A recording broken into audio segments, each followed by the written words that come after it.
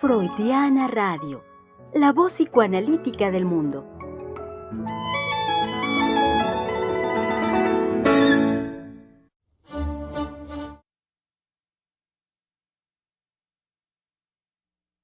¿Cómo están, querido público? Sean bienvenidos a su espacio de la conversación, Freudiana Radio, la voz psicoanalítica del mundo, donde abrimos en vivo este martes 25 de abril del 2023, los micrófonos para continuar con esta conversación que, bueno, espero hayan estado con nosotros, nos hayan acompañado en las emisiones anteriores de los martes, que es el espacio de Palabra de Hombre, donde a partir de lo que la doctora Heiser nos ha dado línea en cuanto al trabajo, y particularmente el trabajo de este mes. Saben bien que ya en unos cuantos días, el 30, celebramos el domingo, si no me equivoco. Este domingo, 30 de abril, celebramos en nuestro país a los niños, es el Día del Niño. Y ello nos permite tomarlo como un referente claro en nuestra sociedad, en nuestra cultura, para que nos animemos con esta conversación, como ha sido todo el mes. Hablemos del niño, de lo que es un niño. En este sentido, también hemos insistido en que hablemos ya y no paremos de decir una y otra vez al respecto del niño, el fundamento que es, como lo dice James Strachey en la introducción que hace en el texto de Freud de los 3 ensayos de teoría sexual, decir que uno de los más grandes aportes de Freud al conocimiento de lo humano es la sexualidad infantil. Entonces, en la conversación que hemos estado desarrollando conjuntamente con ustedes este mes, pues no paramos y no pararemos de insistir en señalar este fundamento, porque así lo es, fundamento de la vida y dinámica psíquica de los seres humanos, y es la sexualidad infantil. En ese sentido, pues el que hablemos del niño en este su mes, pues claramente es para nosotros una magnífica oportunidad para señalar, para introducir y, como decía hace un momento, insistir a oídos y ojos de nuestra cultura la importancia del reconocimiento que merece la sexualidad infantil como parte constitutiva de la vida emocional de los seres humanos. Y por supuesto, desde ahí, todo lo que conlleva, todo lo que implica el que el fundamento de lo psíquico, uno de los fundamentos de lo psíquico, sea precisamente la sexualidad, lo sexual. Bueno, y en este sentido, también espero hayan estado con nosotros al tanto. Si no, rápidamente compartimos un contexto que en ello fue para nosotros importante prácticamente desde principio de mes, que no podíamos dejar de hacer este trabajo, el trabajo del mes al respecto del niño, en relación con lo que saben bien es una situación crítica a nivel mundial, particularmente en nuestro vecino, los Estados Unidos de América, también en nuestro país, a nivel mundial.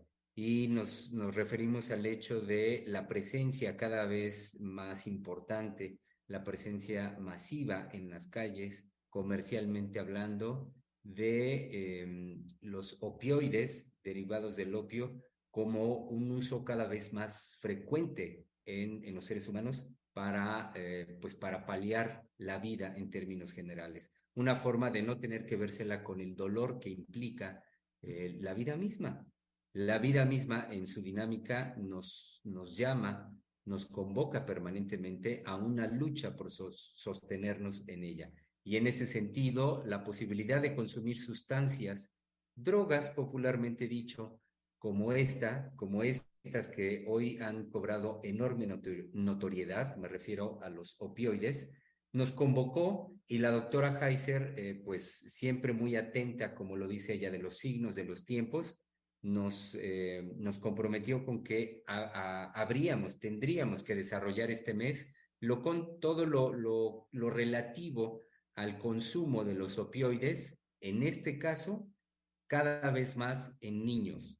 Y esto es una realidad que nos convoca a, pues, no mantenernos, o como mucha gente pretende hacerlo, que esté con ojos cerrados y oídos sordos, a una cruenta pero existente realidad que nos llama a tomar cartas en el asunto. El consumo cada vez más presente en niños, pubertos, adolescentes, jóvenes, de los opioides y de algunas otras drogas. Eh, Esto entonces, decía, es muy importante para nosotros en cuanto al armado de la conversación.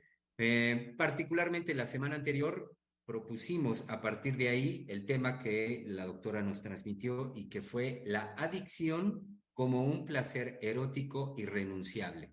De ahí partimos la semana anterior y este día, hoy martes, llegamos a este tema que es, bueno, pues es una continuación lógica de lo que ya venimos trabajando. Y el tema es el siguiente: la verdad de la adicción está en el placer erótico. Lo repito, la verdad de la adicción está en el placer erótico. Entonces, importante es para nosotros señalarlo desde aquí, siendo fundamento de la sexualidad infantil y además como un componente, ya lo decía hace un momentito, siendo constitutivo, es importantísimo que lo trabajemos de la mano de lo que sabemos que ya en nuestro gobierno a nivel federal hay una campaña de concientización, de sensibilización, particularmente dirigida a niños y jóvenes por los riesgos que implica el consumo de estas drogas. Y también va de la mano por los riesgos en términos generales del consumo de sustancias que sabemos pueden producir adicción. Me estoy refiriendo a lo que hoy mismo en la conferencia mañanera presentaba el doctor López-Gatell, en el sentido de no dejar de insistir por parte del gobierno federal a señalar lo delicado que es el uso, y reitero, en niños y jóvenes de los famosos vapeadores, por supuesto también del consumo del cigarro, del consumo del alcohol. Tanto el cigarro como el alcohol sabemos que son sustancias legales, pero no por ello, digamos, inocentes en cuanto al efecto. El efecto sobre todo psíquico y simultáneamente orgánico que produce en niños y jóvenes. Todo esto como contexto nos convoca a que señalemos y a que trabajemos nosotros desde el fundamento de la sexualidad infantil, esto que hoy como título nos propone la doctora Heiser. La verdad de la adicción está en el placer erótico. Y me permite de inmediato decir que no radica, por lo tanto, en lo que comúnmente escuchamos. ¿A qué me refiero? Que la adicción dependería mayoritariamente de la sustancia y el poder de la sustancia que ejerce químicamente hablando sobre nuestro organismo. Por supuesto que eso es algo a considerar, es importantísimo y lo escuchamos cada vez más, particularmente con los datos que conocemos del fentanilo, que habremos de trabajar a lo largo del programa. Pero no podemos nosotros no dejar de señalar, insistir en que el fundamento radica en la decisión y en la disposición psíquica en los seres humanos desde el primer momento, desde el acto primero a la hora de cómo un sujeto de la edad que tenga decide, toma la decisión en un instante por tomar esa primera dosis, esa primera experiencia de satisfacción erótica. Bueno, desde aquí arrancamos y por favor sepan, reitero, querido público, que su comunicación, que sus comentarios, que sus dudas, sepan que son para nosotros importantísimas. Entonces, ávidos estamos de recibir su comunicación y ya sin más preámbulo, saludo a mis colegas que, como bien saben, hoy martes palabra de hombre, varones que somos del Centro de Investigación y Estudios Lacanianos para armar con ustedes la conversación. Comienzo saludando a mi querido colega Einar Hernández. Hola, hola colegas. Sí, los saludo con mucho cariño. También como dice Germán, a nuestros queridos radioescuchas. Sí, bueno, yo les comentaba a mis colegas, recordaba el trabajo que recién hicimos el sábado con la doctora o que la doctora hizo con nosotros, esta línea que es fundamental para nosotros los psicoanalistas y creo que es algo que podría ser muy esclarecedor para toda la gente que nos escucha. No es cualquier cosa decir que la verdad de la adicción es un placer erótico. Y ligado, porque me parece que está perfectamente bien ligado al título de la semana pasada, que ese placer erótico es irrenunciable. Me parece que esto es así porque ese es el trabajo que hacíamos el sábado con la doctora. Ella nos recordaba, más bien nos precisaba cómo el ser humano lo que lo motiva es la búsqueda de una satisfacción inédita, que si lo pensamos así muy rápidamente, si lo ligamos, pues es justamente la verdad de la adicción, ¿no? Que hace referencia a un placer erótico. Entonces, no hay ser humano que no vaya en pos de la búsqueda de esta satisfacción inédita erótica, habría que agregar, ¿no? Erótica. Desde ahí, me parece que las cosas pueden ser orientadoras o esclarecedoras, porque algo de lo que ya me permitía a mí pensarlo, bueno, la doctora también nos recordaba que justamente algo de lo que de lo que podemos ver como, como lo que es la expresión de la sexualidad moderna es este incremento terrible de los suicidios en niños, adolescentes y jóvenes, la pérdida del esfuerzo por la vida también en los jóvenes. Y yo agregaría esta búsqueda de ahora a través de las comunidades trans, esta búsqueda de tener una nueva identidad, ¿no? O una identidad a través de la modificación de los cuerpos. Pero bueno, ¿cómo en ello está una búsqueda, o no deja de estar esta búsqueda de la satisfacción erótica inédita? Y lo que ya yo ahí sí era algo de lo que yo estaba pensando es, decía, bueno, ¿cómo no los jóvenes ahora se van a dedicar al consumo de las sustancias que siempre eso ha existido, pero ahora con mayor intensidad y con mayor ferocidad? Porque justamente lo que significa vivir, lo que significa hacer un esfuerzo por la vida, no garantiza de ninguna manera el encuentro o la creación de la satisfacción inédita. Es decir, incluso si lo pensaba así, ¿no? Si somos honrados a veces con nosotros mismos y nos ponemos a pensar seriamente qué ha sido de nuestra vida, pues a veces nos tendríamos que decir, espero, no lo quiero hacer una ley o una generalidad, nos tendríamos que decir que pues no he logrado nada. Y no me estoy refiriendo a aquello que en lo social se ve como logro, como progreso, que evidentemente una persona puede tener una carrera, tener un trabajo, tener relaciones sociales, una pareja, conseguir un buen ingreso. No me estoy refiriendo a eso, ¿no? Que siempre es lo que se vive como voy avanzando, voy progresando, voy alcanzando las satisfacciones. No me refiero a eso. Eso está ahí y esas cosas se logran en mayor o menor posibilidad. Pero cuando uno hace, y eso es algo que, por ejemplo, en una experiencia analítica, uno necesariamente pasa por eso, es, bueno, ¿qué he logrado en mi vida? Entonces uno puede caer en esta crudeza, no sé si sinceridad de decir, bueno, pues es que de un punto no me he movido. En ese sentido, lo pensaba como la vida misma, hacer un esfuerzo por la vida no garantiza una satisfacción inédita. Eh, Sin embargo, me parece que los jóvenes encuentran en los tóxicos, encuentran en estas sustancias, encuentran incluso en esta pretensión o en los suicidios, podría decirlo así, encuentran esta experiencia de satisfacción inédita a la cual no van a renunciar nunca. Y que una vez colocados ahí, pues a ver, movámoslos, ¿no? Entonces, en ese sentido, me parecía que podía conectar yo cómo en esta búsqueda de satisfacción inédita, los sujetos, en este caso los jóvenes, están prefiriendo esta satisfacción inmediata antes que hacer un esfuerzo por la vida. Que eso implica un montonal de cosas, no hay garantía de nada, uno puede ir adquiriendo ciertos satisfactores, pero que eso tampoco lo lleva necesariamente a la satisfacción. Porque a veces también creo que se puede decir muy rápidamente, se dice ya mucho, ¿no? Es que hay que ser creativos. En la educación yo lo escucho mucho, ¿no? Y la creatividad y el desarrollo de la creatividad y la creatividad. Y eso realmente creo que nunca se alcanza en el sentido de que verdaderamente el sujeto alcance una creatividad inédita. Solo es repetición como de cosas que están ahí.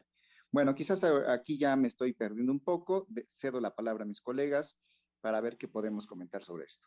Muy bien, claro que sí, Einar. Muchas gracias por su introducción. Y antes de que siga con las presentaciones, caigo en cuenta que olvidé mencionar algo y me parece importante hacerlo en este espacio con y para los colegas del Centro de Investigación y Estudios Lacanianos y claro también para nuestro público el hecho de que enviamos desde aquí y estamos desde aquí en un ánimo muy particular de apoyo, de solidaridad, de cariño, de mucho cariño para con nuestra colega Giselle Mendoza, que bueno, pues está pasando en este momento por una intervención quirúrgica, de la cual esperamos salga pues muy bien, muy fortalecida, como ya de por sí fuerte que lo es, entonces que salga muy fortalecida y renovada, me parece.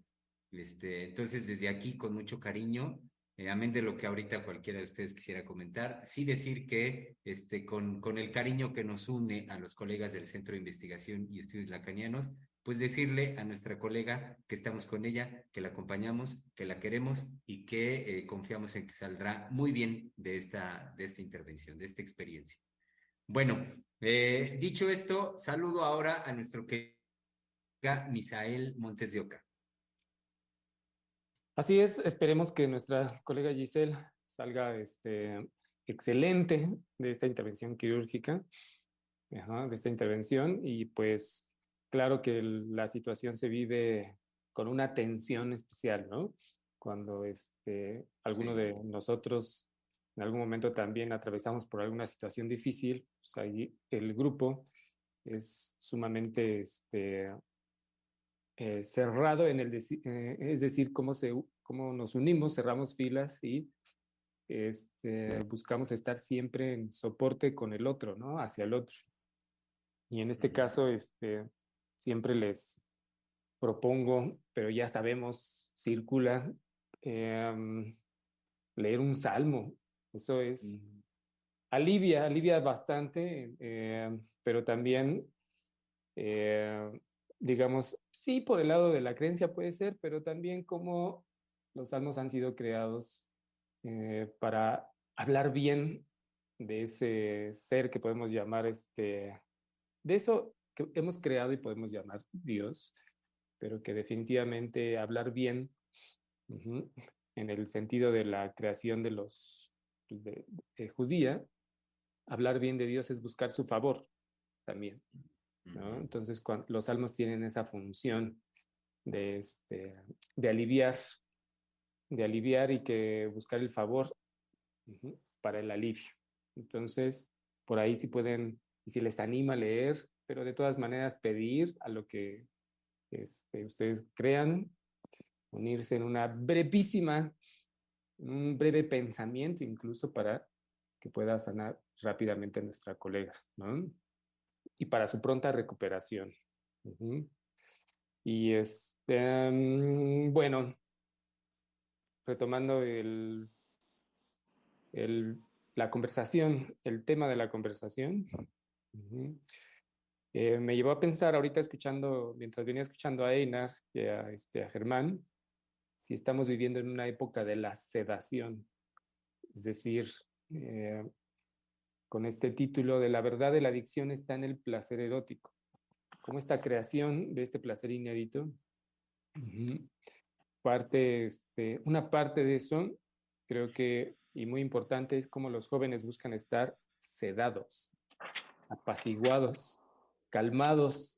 Uh-huh. Y qué mejor que con la gran variedad de sustancias, que la gran mayoría es para sedar, aunque también tengan efectos de provocar una gran intensidad, es decir, percibir el mundo en una intensidad inédita. Pero de todas maneras, creo que lo que está, digamos, la vuelta de buscar una intensidad en una sustancia, en una droga, lo que está ahí de fondo es finalmente que viven de una manera apaciguada, sedada. Y que finalmente frente a una vida que pareciera no tener sentido, o que así lo podemos tomarlo, también lo conversamos, trabajaba con nosotros el sábado la doctora, como hay una pérdida del sentido de la vida en los jóvenes. Pero en serio, es decir, ahorita también escuchando a mis colegas, sobre todo ahorita a Einar, pensaba como, a pesar de que hay una garantía, garantía me refiero a todo lo que usted fue enlistando, Einar, de tener un trabajo, tener ingresos, a lo mejor no los mejores, pero y de tener una carrera universitaria, en el caso de los jóvenes, y de tener una cierta garantía, como a pesar de tener toda esta serie de cosas para los jóvenes, no les o a los jóvenes no les está dejando absolutamente nada, ¿no? Como es como no hay es decir, no hay una creación de un sentido que les sea satisfactorio, que les sea de, pues, bueno, de disfrute, ¿no? Obviamente aquí me estoy refiriendo a, digamos, a los jóvenes que están más encaminados, por supuesto, al consumo de drogas, pero ahorita me cuesta trabajo separar los que sí y no consumen, porque también lo que comentaba con la doctora, no sé si lo comenté también con ustedes, colegas, que la mayoría, creo que lo comentaba antes de entrar al aire la emisión pasada, la gran mayoría creo que no hay, es que no encuentro excepciones ahorita, pero en cuanto a los universitarios con los que estoy en contacto, se asumen en la posibilidad de consumir cualquier droga. Es decir, en el derecho que tienen de consumir y que no entienden por qué debería de estar sancionado o por qué deberían de dejar de circular las drogas. Es decir, como que eso ya es considerado de una época pasada, ¿no? Como que ahora más bien ahora tengo derecho a consumir. Pero lo que no dicen es que, bueno, en ese consumo, pues pueden perder la vida y que van en pos de esa verdad, es decir, de alcanzar ese placer erótico inédito por derecho. Pero por derecho de que pues eso es ya prácticamente una norma, ¿no? Es decir, es accesible. Ya ni siquiera está el cuestionamiento de, como antes en lo social circulaba, ¿no? Las drogas son malas y que eso tuviera un sentido de, bueno, incluso hasta de cierto temor o de cierto alejamiento de, bueno, eso no es para mí, no están los valores de mi familia, no está dentro de mi grupo social, en fin, ahora... Como un tabú. Exacto, pero ahora eso está y debería de ser por derecho, que ya no se persiga. Todo esto es para volver al punto de si estamos en esa época de una sedación, ¿no? Es decir, de estar adormecidos vía el consumo de drogas y que pues puede ser que sea una generación perdida realmente, ¿no? Perdida en no querer jugársela en lo que decía Einar, en vivir, ¿no? En la creación que se requiere, sin garantía, sí, pero que bueno, vale la pena vivir metiéndose en una serie de líos, pero también de satisfacciones que da la vida, ¿no? Como aquí les hemos comentado en muchas emisiones, como pues cada uno, como ahora Giselle que está en el quirófano, pero también la doctora nos ha hablado de, pues bueno, las dificultades por las que atraviesan la vida, pero también las alegrías, las dificultades que nosotros atravesamos, pero también las alegrías. Es decir, pues una vida, digamos, que que transcurre entre los gustos, pero también las desgracias, pero que las podemos trascender. Sí, ¿Mm? sí.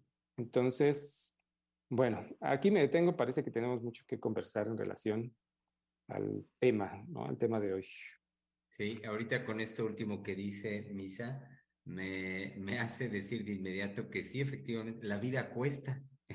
Decir que la vida cuesta. Y lo recuerdo como algo que muy puntualmente dijo nuestro presidente y que claro, lo sabemos en los medios de comunicación, se jalaron los vestiduras y el escándalo, cuando estos momentos en los que la pandemia del coronavirus venía ya a la baja, y entonces el presidente hizo ya en aquel momento el llamado del regreso a clases presenciales. Y él señalaba muy bien, decía, pues por la importancia que tiene en la formación de los niños, hacer su proceso educativo presencialmente, hombre, estar con sus pares, jugar, todo lo que implica.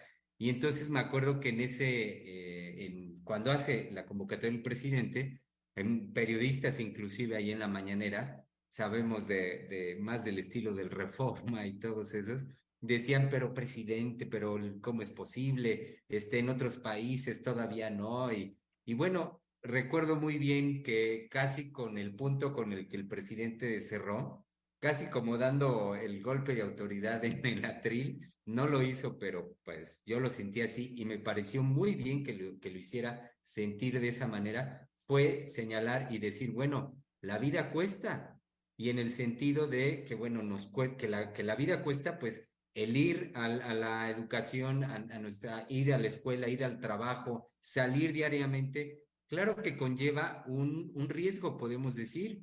La vida misma contiene en sí misma el riesgo de perderla en cualquier momento, cosa en la que generalmente no reparamos. Bendito, bendito Dios, bueno, bendito yo, que no nos hace reparar en eso permanentemente. Pero el señalamiento, yo lo recuerdo, me pareció muy bien por parte del presidente decir, la vida cuesta.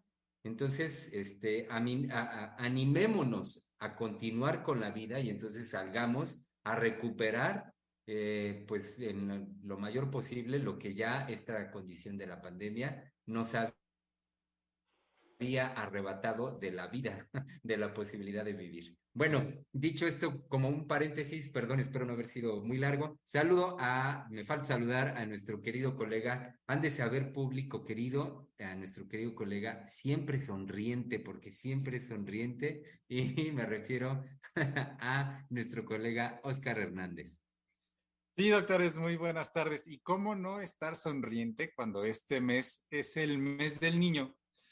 Y justo ahorita pensando con esto que traen a cuenta del presidente López Obrador, con esta situación que está viviendo nuestra compañera del centro, Giselle, y sí, pensando cómo iba nuevamente a hablar, a introducirme ahorita en la conversación con ustedes, decía, es que mm, es necesario que festejemos a los niños. Este es el mes del niño y es necesario por si, a ver, déjenme ordeno.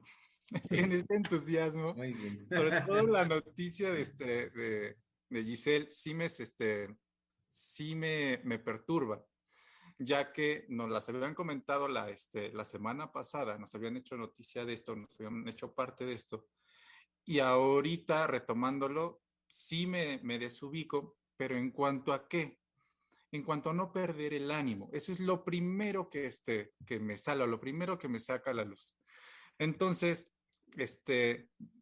desear e insistir que Giselle va a estar bien. Es una mujer muy fuerte, es una mujer con mucha tenacidad y con mucho empuje. Entonces, eso es lo que me transmite su espíritu cada vez que habla, cada vez que nos comparte. Y esto al mismo tiempo con que también a nuestro presidente López Obrador, bueno, el presidente López Obrador, que la semana pasada se había enfermado de COVID y entonces es así como de no puede ser, es la tercera vez que se enferma, que se contagia de COVID y él dice, ¿saben qué? No nos alarmemos, yo voy a estar bien, ¿ok? ya va a ser, ya es el tercer contagio, ya es una cepa menos agresiva, entonces vamos a salir adelante. ¿Y cómo nosotros vamos a enfrentarnos, a abordar esta cuestión del dolor o del sentirnos mal? Pues va a ser un cambio radical justo en lo que se venía planteando, en cómo va a estar este placer erótico, en pos de la vida y cómo va a ser este placer erótico en pos de la muerte. Y siempre hablar de este tipo de cosas, como de la muerte, como de las adicciones, como de las cosas delicadas, sí de la sexualidad infantil, que forman parte de ella, y al mismo tiempo abordarlas en el mes del niño. Eso es también algo que me acontecía. Le digo, es que cómo hablar de cómo hablar del niño, cómo festejar al niño si vamos a abordar estos temas tan sumamente delicados. Y es justo en ese traer a cuentas la muerte, que también con la misma intensidad se puede encontrar un camino para traer la vida, para estar en pos de la vida. Eso fue lo que me hicieron pensar en esta línea, sí, de la intensidad, también en esta otra línea de una felicidad inédita, de ahorita platicándolo, ahorita compartiéndolo con ustedes, de cómo esa felicidad inédita se puede experimentar con la misma intensidad, ya sea en pos de la vida o ya sea en pos de la muerte. Y eso fue lo que ahorita les traigo para conversar. Pues por lo menos a mí lo que me transmite, Oscar, su charla, su conversación, es justamente que yo puedo ubicar cuando usted nos dice muy bien o nos invita a que no podemos dejar de celebrar a los niños, celebremos a los niños y simultáneamente cómo se conecta, ¿no? Con estos temas de la intensidad y la muerte, etcétera. Justamente ahí yo escucho el esfuerzo que tenemos que hacer por vivir. Es decir, ya el mero hecho de hablar, de como usted bien lo dice, cómo me voy a introducir, de cómo voy a ligar todo esto, cómo lo voy a ordenar. Digo, eso no lo dijo usted, lo estoy pensando yo, ¿no? Pero cómo voy a vincular todo esto y el hecho, la invitación de no podemos dejar de celebrar a los niños, justamente eso lleva un esfuerzo. Porque también algo en lo que ha caído, no sé si toda la sociedad, no sé si la sociedad, pero insisto, también yo lo veo mucho en el campo educativo, es la renuncia a ya no querer hacer muchas actividades o esfuerzos, eh, cosas que fueran en la línea de que les implicara un trabajo. Por un lado, porque vino en la administración anterior, con el gobierno anterior, estaba ya la consigna de que ya no se detuvieran los maestros en todo aquello que eran las actividades cívicas, ¿no? Por ejemplo, celebrar el Día del Niño, el Día de la Madre, fiestas patrias, que cada comunidad tiene las fiestas, digamos, de su santo, ¿no? Porque, pues celebran a un santo en particular y a veces algunas comunidades dedican toda una semana, y lo digo porque lo he visto, y lo he vivido. Viene la fecha del santo y los niños se retiran toda una semana, es decir, las escuelas están casi vacías, Ajá. porque pues están celebrando a su santo patrono. Ajá. Bueno, la administración anterior dio una consigna de que todo eso se acababa porque eso significaba perder clases, ¿no? Se estaban perdiendo clases, se estaba dejando de formar a los niños, había ahí un discurso medio extraño y quién sabe de dónde salió ese imaginario que eso era menos importante, menos educativo, menos formador, quién sabe de dónde se sacaban esas cosas. Pero estaba, al final de cuentas estaba.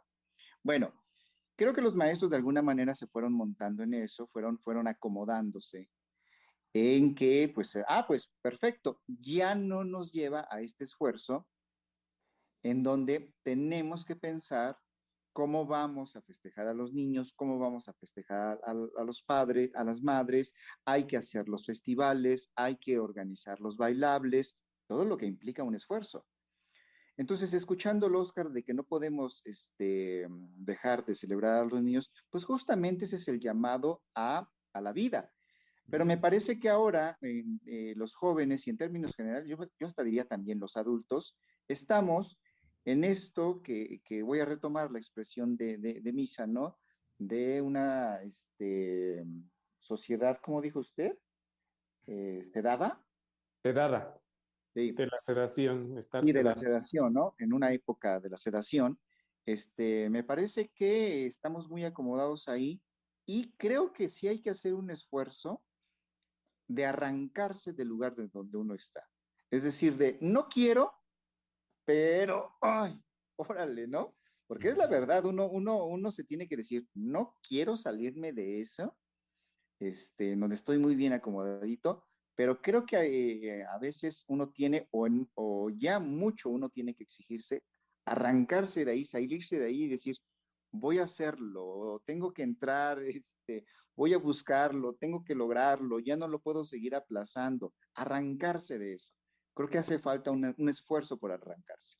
Y Einar, escuchándolo, creo yo, incluso arrancarse de los discursos oficiales, también los discursos oficialistas, digamos, porque cuando usted nos ponía en contexto de lo que había surgido en la administración federal anterior, en el gobierno anterior, me hizo pensar en esta línea de la productividad que, bueno, pues tiene que ver con lo que ahora el presidente tanto ha señalado, ha criticado del modelo neoliberal en todos los aspectos de la vida, promovido, pues claro, desde el gobierno federal. Y digo todos los aspectos porque si bien parece que el efecto del modelo neoliberal se palpa, se vive más en lo económico, eso, el presidente lo ha venido señalando muy bien, que no es así, o no nada más es así, sino que en los aspectos sociales, culturales, educativo, familiar, el modelo neoliberal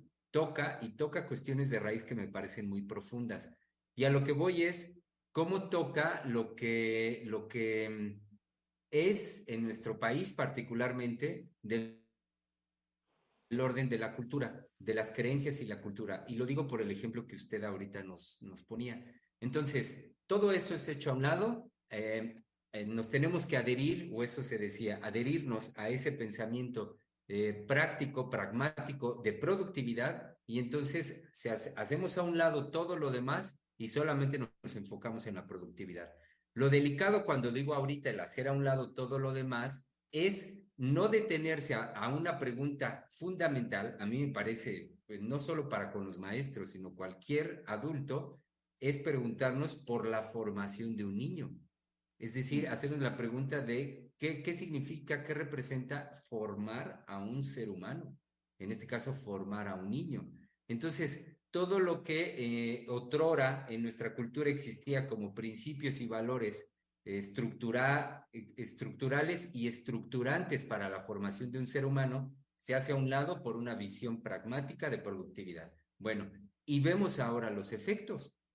Vemos ahora los efectos que tienen que ver con lo que planteamos desde un inicio. Haciendo a un lado todos esos valores de otro tiempo, los niños, los jóvenes actuales, sabemos que todavía van en la inercia de nada más alcanzar, como usted lo decía en su presentación inicial, Einar, una satisfacción inmediata. No están formados en considerar lo que les cuesta obtener algo.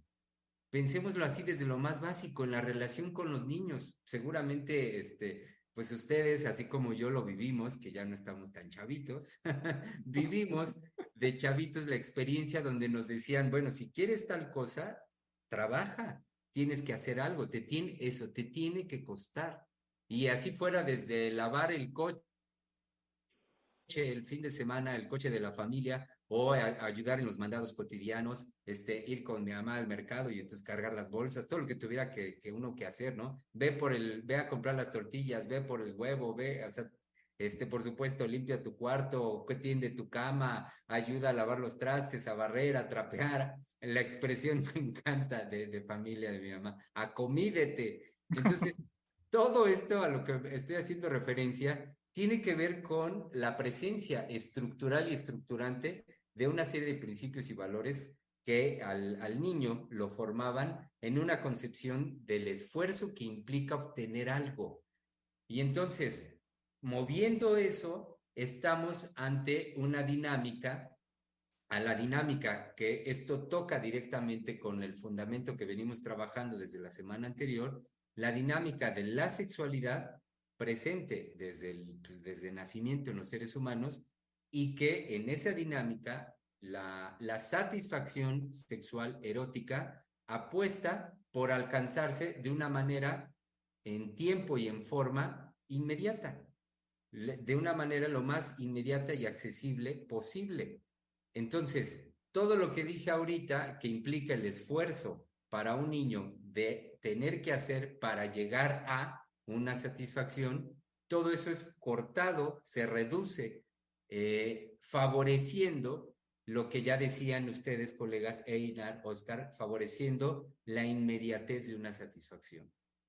Entonces, lo que estamos trabajando es cómo esa situación ha transformado radicalmente la vida emocional, la vida psíquica de nuestros niños, de nuestros jóvenes el día de hoy. Y pareciera que volvemos a este subtítulo de la obra de 3 ensayos, el descuido de lo infantil o de la infancia. ¿Quién me lo recuerda? El descuido de la... Se me olvidó. Del infantil. De lo infantil, exactamente.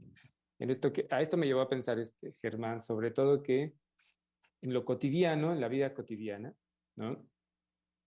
Cómo se ha transformado, perdón, justamente en a qué circunstancias va a estar sometido el niño, o en la infancia, me refiero, en relación a la creación de la búsqueda de la satisfacción, nada más sin perdernos que es, al estar hablando de que es una creación inédita, es cómo nos vamos a valer. En la infancia nos vamos a valer en donde, digamos, de las circunstancias en donde estamos inmersos, vaya. Es decir, el acento no está en lo exterior. Estando en lo exterior como condición en donde está el niño, no es algo que lo va a determinar de una vez y para siempre. Pero sí es muy importante cómo se va a jugar simultáneamente las condiciones en las que nos estaba comentando Germán, que fueron las que nosotros vivimos, pero que ahora se han modificado radicalmente. ¿A qué voy? A la virtualidad, por ejemplo. Ya no es tanto que en la infancia estén los juegos como antes, ¿no?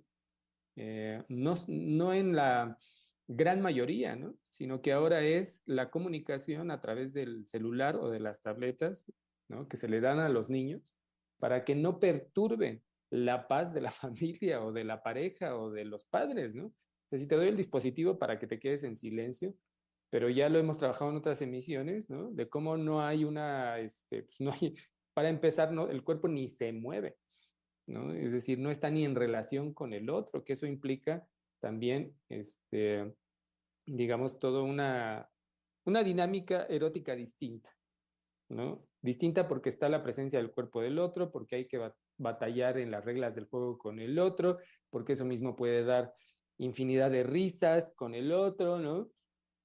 Pero eso en general se ha venido modificando, sí puedo decir perdiendo, pero sobre todo modificando, pero es también la indiferencia de los padres, la indiferencia de la familia. Es decir, que me refiero nada más ahorita a los dispositivos, ¿no? ¿Cómo con eso queda resuelto en no llevarlos ni siquiera a dar una vuelta que les dé el aire al parque, ¿no? A distintos juegos, ¿no? No que no exista todavía en nuestra cotidianidad niños que juegan en los parques, pues ahí vemos, me pasó hace poco, que fui no sé si han ido por allá a la famosa tienda de IKEA que está por Oceanía, ¿no? Por Aeropuerto. Ay, no, ¿no? nunca he ido. ¿No? que bueno, son 3 o 4 pisos, no me acuerdo bien, de puras cositas ahí para la casa, cosas que entretienen, así las creaciones son geniales, ¿no? Ahí está, uno se divierte como enano viendo, viendo qué se va a llevar para casa, porque hay cada No, cosa ya, fascinante, ya no ¿no? es la juguetería, ahora ya es Exacto, Ikea, ¿no? Exacto. ya la juguetería. Pero es que también se pueden comprar virtualmente, ¿no? Pero no hay nada como estar ahí Sí, exacto. y a empujones porque se amontona la gente, en fin. Bueno, pero en el transcurso, en el camino, hay un camellón donde lo habilitaron como parque para la convivencia pues de la familia. Pues estaba llenísimo, así, llenísimo ese pequeño, todos amontonados en los juegos, así. Y dije, bueno, está padrísimo, ¿no? Y hasta me ha tocado ver festejos, justamente en ese camellón que está hacia el aeropuerto. Ahorita que hablaba Oscar de festejar, bueno, parece que festejan en cada fin de semana, pero me hizo evocar eh, esa época de la infancia en donde pues, esa creación de placer, es decir, ese juego, eh, digamos, era distinto. Estar esperando al amigo, al compañero de juego. Es decir, era una vida distinta, ¿no? En relación al placer del juego, en fin. Pero nuevamente, ¿a qué voy con todo esto? Sobre todo en relación con el título, ¿no? La verdad de la adicción está en el placer erótico. ¿Cómo no está puesto digamos, en que, como decía usted al inicio, Germán, en las circunstancias o en la sustancia, uh-huh, sino como, digamos, la creación, bueno, el placer erótico o la búsqueda de ese placer erótico, es lo que va a hacer, digamos, casi, bueno, es imposible que una vez que se ha encontrado algo que hace falta en la vida de un joven o de un niño, que empiezan desde de temprana edad a consumir drogas, ese placer erótico que se encuentra con la droga difícilmente va a ser renunciable, porque todo lo demás que lo rodea no tiene este sentido que veníamos ahorita jugando, de disfrutar con el otro, de disfrutar de la vida, que requiere un tiempo de espera, podemos pensar, que requiere una relación con el otro, eh, que conlleva, sí, dificultades, pero también infinidad de placeres, ¿no? Ahorita incluso me llevó a recordar los juegos famosos, no sé si a ustedes les tocó, de canicas, Sí. ¿no? Claro. Donde eran horas de juego de canicas. Ya no es el tiempo del celular, donde estoy jugando nada más con la máquina, sino era jugar con los demás y también saber sus mañas y sus medias trampas, ¿no? Y también ver al otro y reconocer sus, Pero además, Misa, perdón, además lo interrumpo, además de mañas y trampas, no a todos se nos daba tirar con exacto, la canica. Es Ajá. decir, no, porque era colocar la canica entre el dedo índice y ¿cómo se llama el gordo? El pulgar. Y el pulgar. El pulgar, ¿Ah? sí. Es decir, no, lo que quiero subrayar de esto que usted está mencionando y que justamente hace referencia al esfuerzo por la vida, de que uno sí, podía aprender las mañas y los trucos, pero no necesariamente garantizaba, porque había, no, había niños que sabían tirar muy bien, que tenían mucho tino, y otros que no se nos daba y no se nos daba. Y bueno, no, ahí teníamos que enfrentar una frustración. no, espérese, porque tuve un amigo en la infancia, es decir, bueno, el apodo era, le decíamos el frijol, imagínense qué apodo, ¿no? Ya se imaginarán, creo, por qué, Porque no era Bayo. pero era el frijol. Entonces, él tenía una cualidad por su técnica de juego de las canicas, ¿no? Ahorita estamos en el festejo de los niños y del juego, en fin, pero ha formado parte de nuestra vida cotidiana. Pero este amigo, híjole, pero de verdad, la técnica de jugar canicas era inigualable, miren, porque era yo no ponía, cuando él entraba a jugar, yo no ponía mi canica favorita, porque tiraba con tal fuerza, con tal técnica, envidiable la canica, que las rompía las canicas.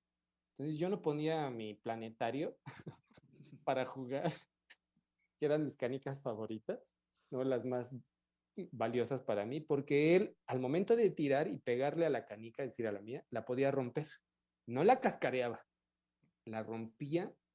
Yo decía, bueno, ¿cómo tiras? Era también esa relación con los demás de, oye, ¿cómo tiras? Ah, no te voy a decir. Ándale, dime. Y trataba de enseñarme, pero como usted dice, yo no era tan avesado y en el uso del huesito y del pulgar y que colócalo de esta manera. No, pero tuve que encontrar la forma pues de ganar algunas canicas, ¿no? Pero te decíamos, no, ahí viene el frijol. Ay, ahí viene el frijol, nos va a ganar todas las canicas. Porque aparte era el frijol, ¿no?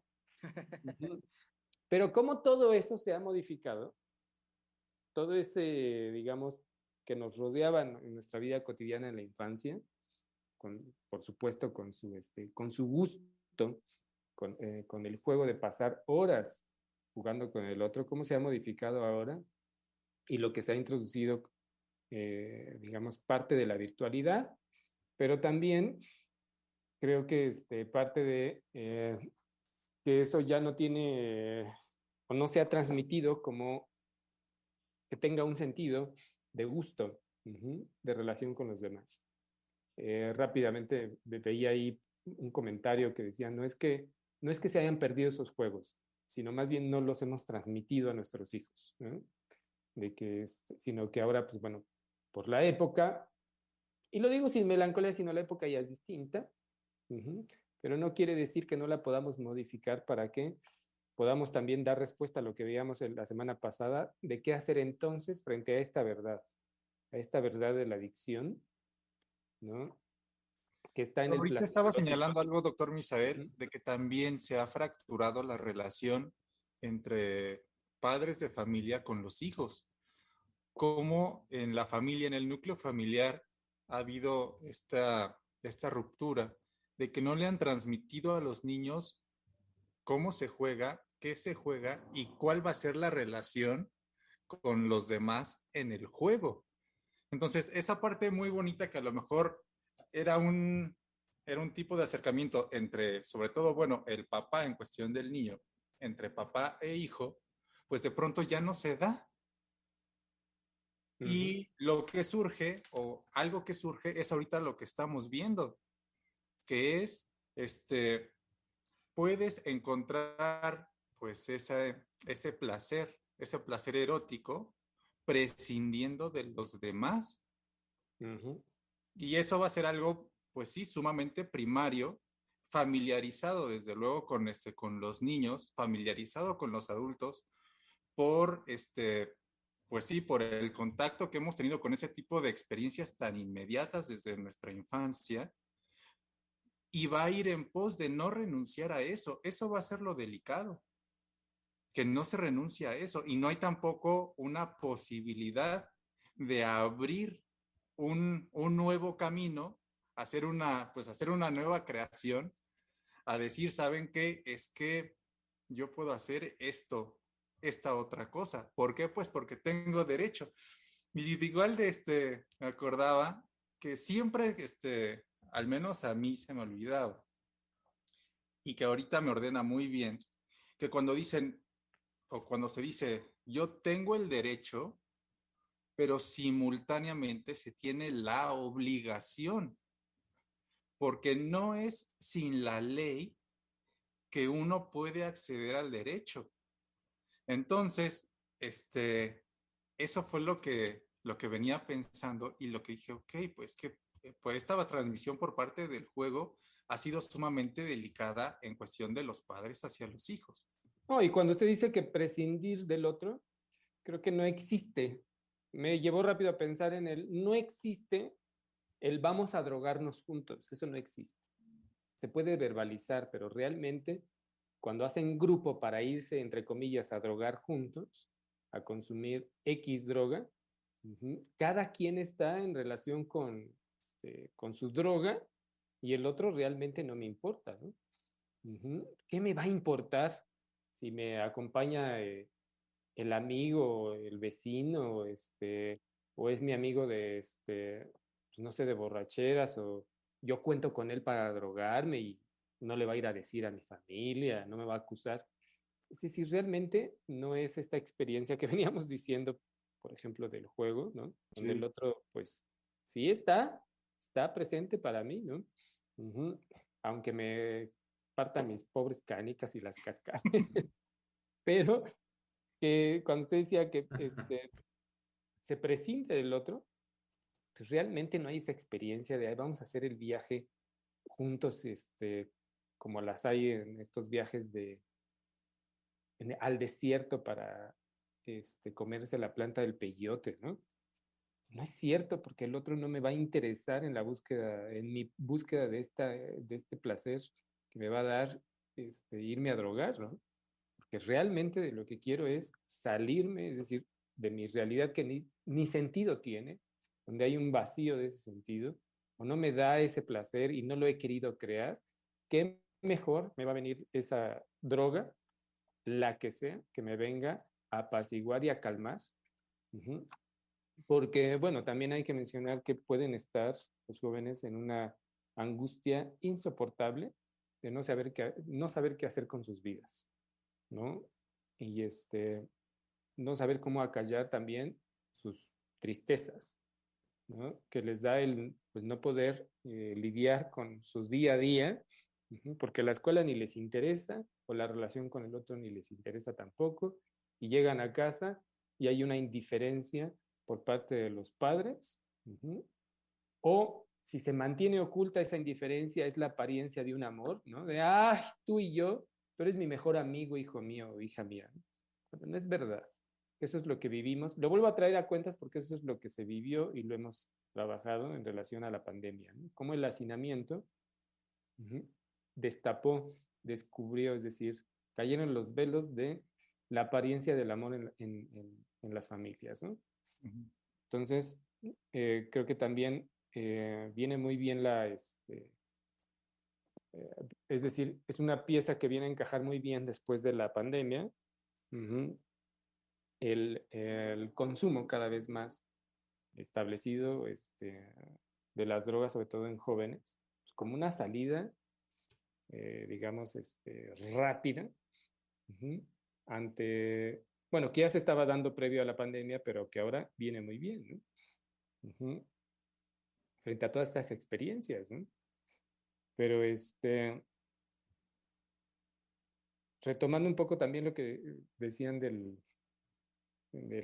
presidente, como cuando propone, para tomarlo como ejemplo, como cuando propone que la vida de los jóvenes, o que se puede apostar por la vida de los jóvenes, es burlado. Porque desde que empezamos las transmisiones también se venía puntualizando cómo cómo criticó el presidente el llamar a los jóvenes ninis, como política neoliberal de aplastar la juventud y llamarlos ninis. Y rescatarlos y sacarlos de ahí y darles vida en los programas para vida me refiero a una beca, ¿sí? Pero a movilizarlos a que se fueran a formar, aunque sea por horas, pero moverlos a que había posibilidad de recibir una beca para trabajo o para trabajar. ¿Cómo hicieron burla y mofa de eso? También nos encontramos con esa situación ya más a nivel de país, ¿no?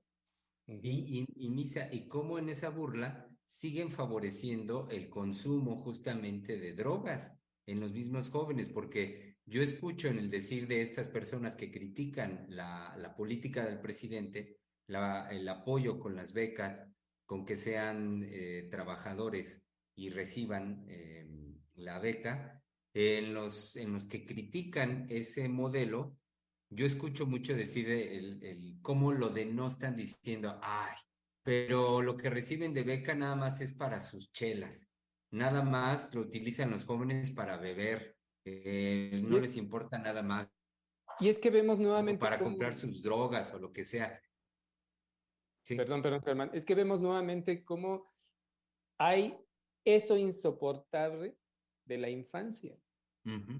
Me refiero a de la sexualidad infantil, ¿no? Como todo lo que se va, perdón, lo que va creando el niño y el joven Ujú. le es insoportable por el placer erótico en juego. Ujú. Puede ser de rechazo y puede ser nombrado como usted venía diciendo, ¿no? Pero Ujú. es por el placer erótico en juego. Y entonces Sí. volvemos casi, no en lo que Freud decía, sino antes de que Freud pudiera hablar en 3 ensayos sobre el descuido de lo infantil, ¿no? Es decir, eh, no es tomada en cuenta estas creaciones en la infancia porque pues, son insoportables. Ujú. Ujú. Em, Pero ¿y cómo en esto que decíamos, en la crítica fácil, porque a mí me parece que es crítica fácil, superficial, de decir, ay, bueno, pues nada más van a usar el dinero para sus vicios o para las chelas, Ujú. no, es una visión a mí me parece muy corta, muy, pues, hasta grosera, de no reconocer la importancia que tiene la postura del presidente en esa postura de partir desde saber, desde reconocer que el sujeto es libre de la decisión que va a tomar, porque él no deja de señalar eso todo el tiempo.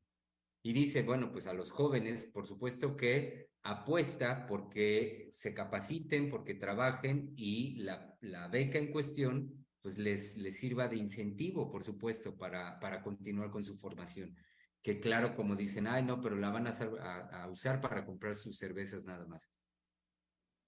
Sí puede ser, sin duda que lo pueden hacer y muchos lo harán, el que compren algunas cervezas u otra cosa con el dinero que reciben.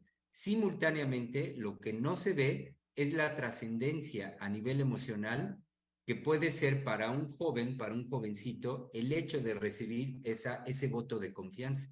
El hecho de decir, Claro. bueno, está ahí el recurso y eres libre para la decisión que vas a tomar. Y entonces se desestima por completo la posibilidad en la decisión del sujeto de irse por las cervezas o hacer otra cosa con eso. Se desestima lo que un sujeto puede decidir en el uso de su libertad.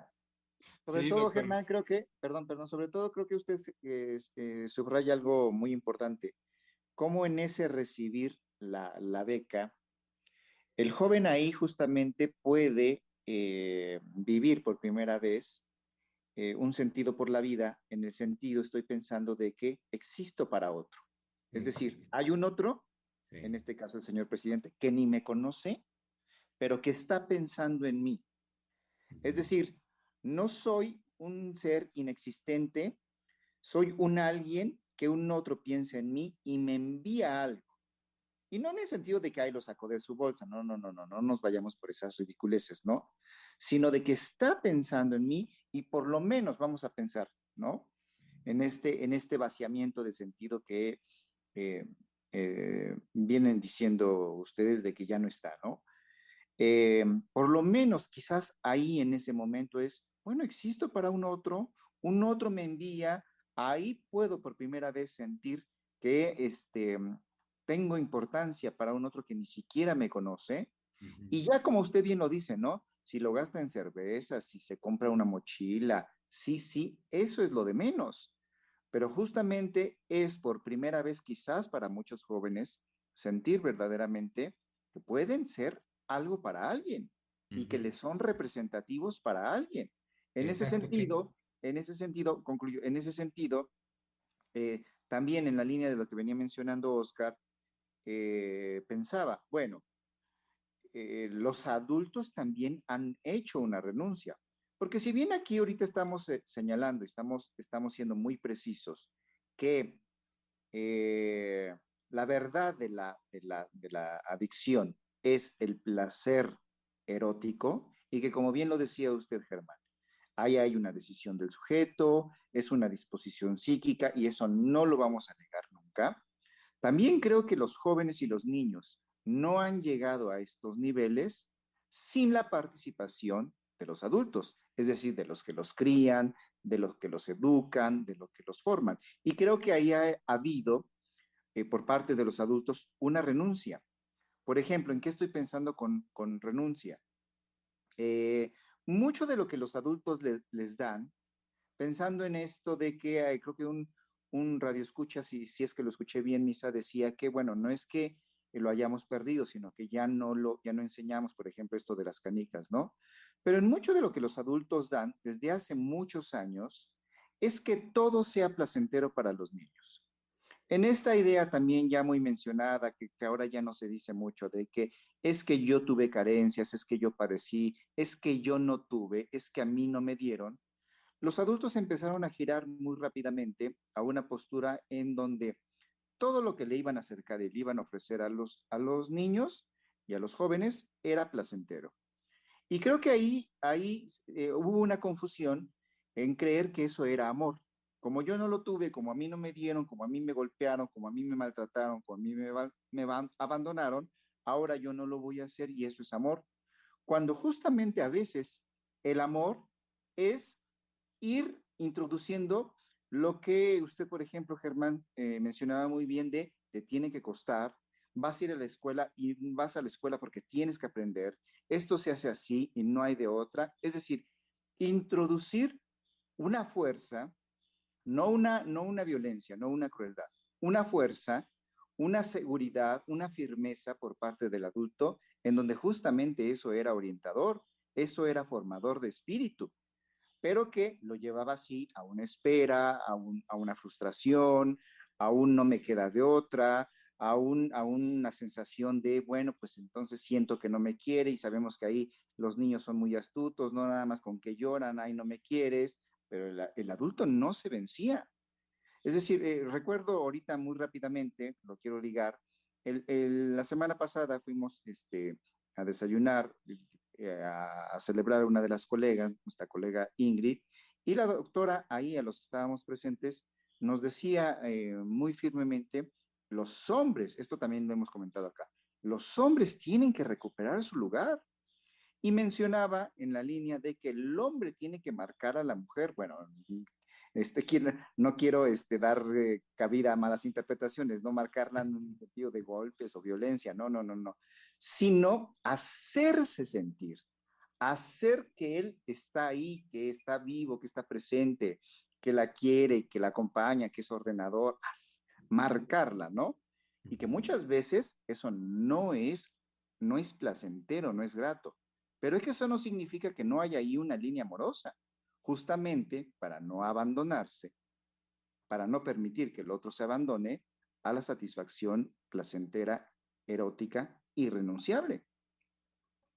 Sí, Bueno, eso igual es me mi parece en comentario. esa línea en relación a la infancia, ¿no? Es decir, no podemos dejar, o bueno, hay quienes sí los dejan, pero dejar a los niños a su libre ejercicio, ujú, es decir, a su libre encuentro con su placer, que va a suceder de todas maneras, pero sin que exista un otro, ujú, que le marque, como usted decía, amorosamente, que puede haber otro camino puede existir otro camino para él, ujú, en relación a esa misma búsqueda de placer, tan sencillo como, digamos, eh, una orientación o una prohibición en relación a que, bueno, pues si te acercas a esto que está con lumbre, pues te vas a quemar. Es decir, que si te acercas a la estufa en tal cosa, pues si está caliente, te vas a quemar. Ujú. Tan sencillo desde ahí, ¿no? Desde la experiencia del dolor para prevenir ciertos eventos, ciertos accidentes, ¿no? ¿Por qué me refiero a eso? Porque ahora con los derechos humanos en relación con la infancia, entonces, si el niño dice querer otra cosa distinta a la familia, a los padres, eso puede ser motivo de enfrentamiento en tribunales. Ujú.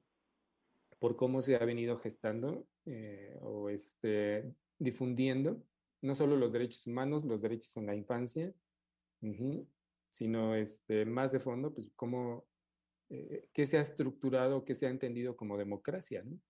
O las democracias. Hacia qué punto estamos llegando en relación con el derecho. Uh-huh. Si entendiéramos muy bien la sexualidad infantil, lo que se juega, no estaríamos hablando en ciertos niveles, en ciertos aspectos de derechos de la infancia y que el niño dicte sobre su vida, que eróticamente de por sí lo hace en búsqueda de su placer, de su satisfacción, ¿no? Me refiero a que pues, no sé si el derecho lo protege a estar libre de elegir y se quita y se retira, lo que usted venía diciendo, Einar, se retira a que esté un otro marcándole amorosamente, o no, pero marcándole que hay otras posibilidades para que ponga en juego esa búsqueda de placer, de su placer erótico continuamente. Pues bueno, en ese retiro, digamos ahora, que si los niños gobiernan sobre su propia vida, pues es un verdadero desastre, ¿no? Y lo hemos dicho en otras emisiones en relación a las infancias trans, cuando se habló, que es atroz, en relación a no haber entendido nada de lo que se juega en la infancia. Traigo a cuentas lo trans por lo que mencionó Einar al inicio de la emisión, ¿no? Si un niño dice, bueno, me siento niña, que inmediatamente ahora entre el derecho y diga, bueno, entonces hay que protegerlo, ¿no? Y más adelante habrá el tratamiento de hormonas, ¿no? O ya que inicie el tratamiento incluso psicológico aquí en nuestro país, ¿no? El tratamiento psicológico de cambio de sexo, porque pues ya lo declaró, entonces pues no hay que cuestionarlo, sino más bien, es decir, ni siquiera le damos un tiempo de espera para ver por qué se siente así, de dónde viene. No, ya lo dijo, entonces ahora hay que apoyarlo, ¿no? Es decir, hay que conducirlo a que eso sea su verdad.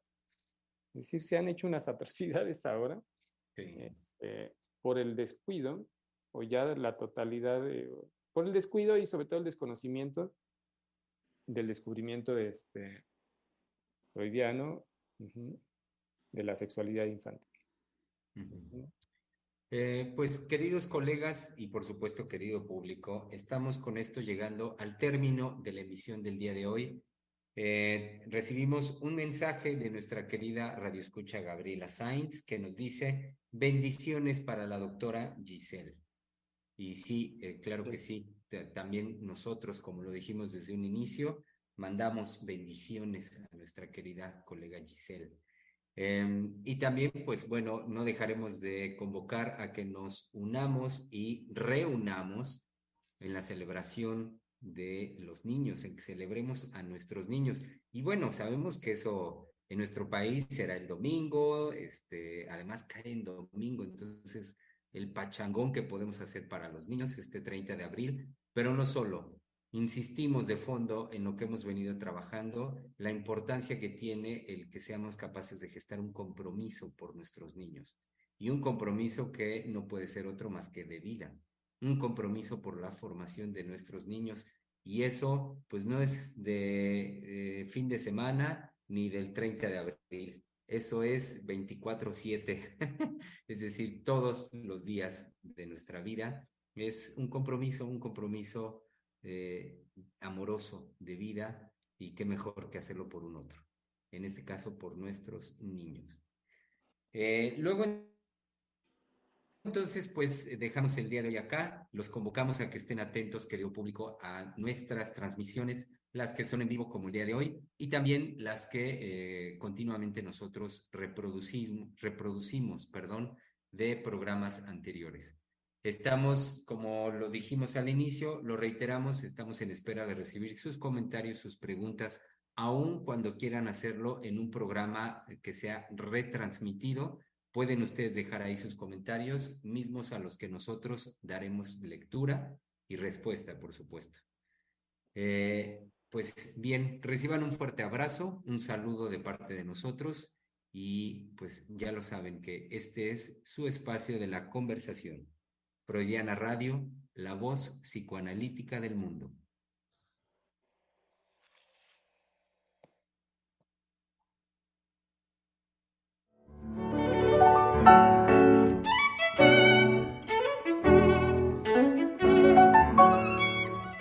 Freudiana Radio, la voz psicoanalítica del mundo.